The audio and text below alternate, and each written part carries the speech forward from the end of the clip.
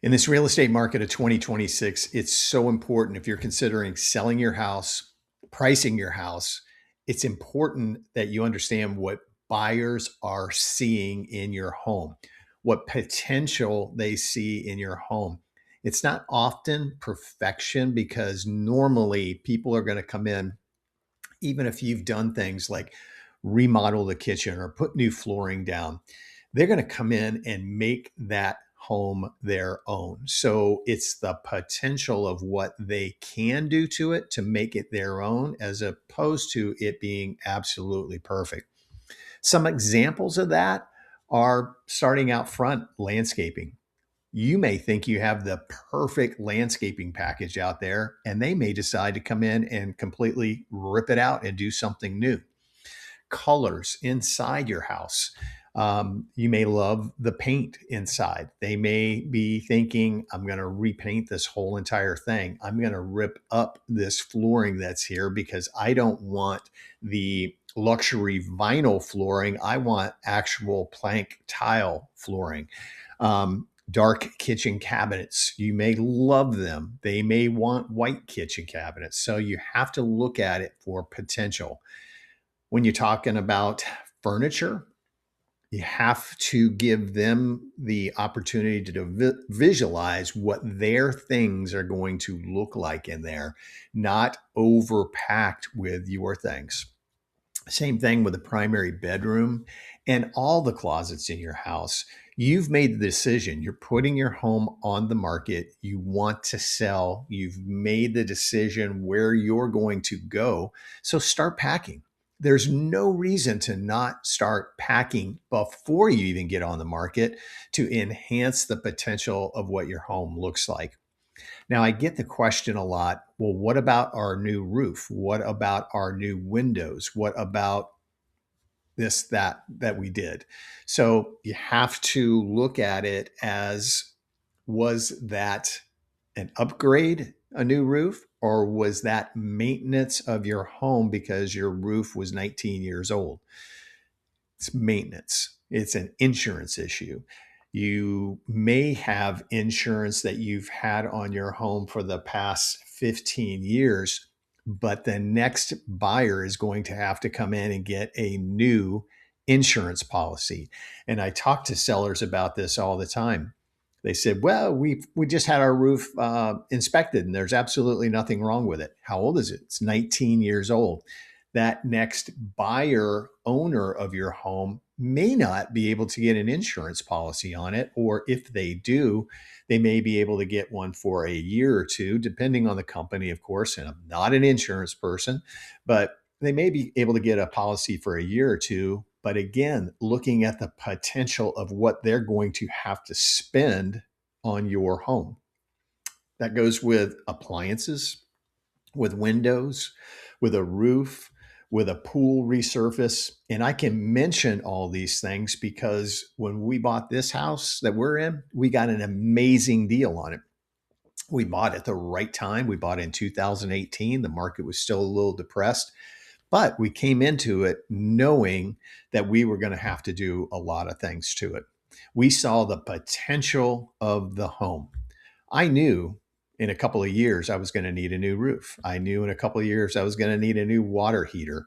Didn't really think about the windows, honestly, until we got here and realized, oh my gosh, these are still the original crank open windows from when this house was built. We got to do something about these.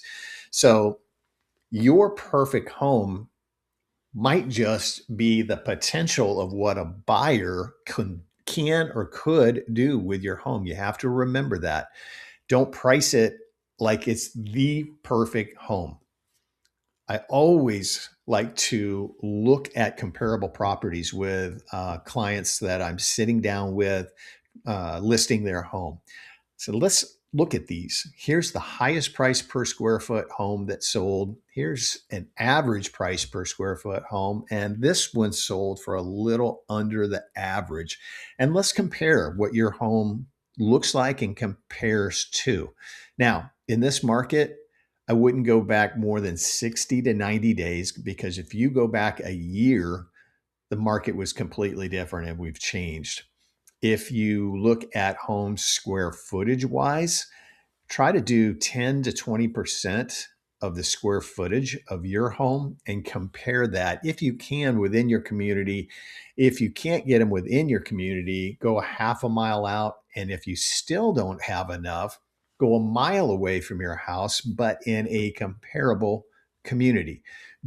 I will use the example of Greenbrook here in Lakewood Ranch. Great non-gated family community, but it backs up to Country Club East, gated golfing community. So you don't want to find a 2,000 square foot home in Country Club East and try to compare it to your 2,000 square foot home in Greenbrook. Two completely different things. So the more recent the sale in this current market we're in, plus or minus 20% on the square footage of your home, and that's air conditioned square footage. So if your home is 2,000 square feet, you don't want to compare it to a 3,000 square foot home. And just like you don't want to compare it to a 1,400 square foot home, you want to get, again, as close as possible, the most recent sale, and then look at those pictures and say, wow, their kitchen is really nice. Well, ours could use some work. That flooring is beautiful. Ours, yeah, it's the original flooring. So you go through and kind of check off things and do pluses or minuses on that. That home doesn't have a pool. We do have a pool. What's the value there? So lakefront lot, a wooded preserve to the back, or backs up to another home, which is more valuable. Well, that's all in the eyes of the buyer, but typically that lakefront lot is going to be the most desirable. And again, those upgrades that you've done or maintenance that you've done make the home more desirable. New replacement of a shingle roof on this house, $23,000. Now, did that make my home worth $23,000 more than another home that just sold in the neighborhood? No. But the potential of not having to replace that roof made it much more desirable for another buyer. So I hope that makes sense. But yeah, you have to remember your perfect home is not going to be the perfect home for your potential buyer. Now, it does happen where people move in and they like, this place is perfect. We love it just the way it is. Probably about 1% of the time. The rest of the time, they're going to get moved in and then start making it their own. New window treatments, on and on and on. But just give them the ability to be able to see where their things can go. Closets, I think I mentioned that, but start packing. Get as much as you can out of closets. That includes if you've got a hall coat closet, if you've got spare bedrooms stuffed full of things, even your garage. I mean, you can put things out there. People know you're going to move. They don't really care what the garage looks like because you're packing up. But you want to be able to give them, if you've got a narrow 2-car garage, you want to give them the ability to visualize that, yes, we can fit our 2 cars in this garage. So those are just a few things to think about. Potential of what the home could be and potentially what they're thinking they're going to need to spend on that home. Those are two big things, especially in this market, and price your home according to that. So 2026 is going to be a bumpy ride for real estate. So you have to be laser focused on pricing and what the potential of your home could be. If you got any questions or like to talk about this, give me a call, 941-962-7443. Happy to walk you through anything here in the Sarasota, Lakewood Ranch, Parish, Venice area and answer any real estate questions that you have. Okay. Thanks for watching, and I'll look for you on the next video. Thanks. Bye-bye.